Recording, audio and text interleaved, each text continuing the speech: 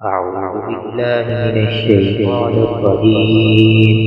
بسم الله الرحمن الرحيم.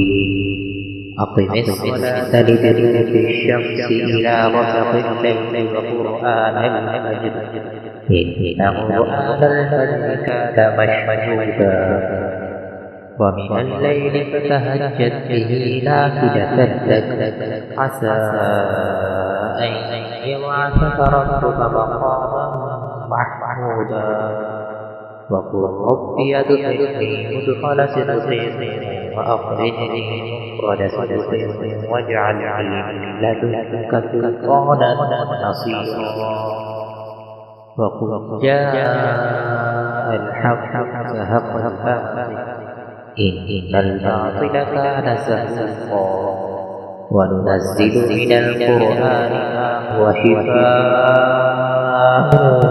ورحمة للمؤمنين ولا يزيد الظالمين إلا خسارا وإذا أنعمنا على الإنسان أعرض ونأى بجانبه وإذا مسه الشر كان يئوسا قل كل يعمل على شاكلته فربكم أعلم بمن وأهدى سبيلا.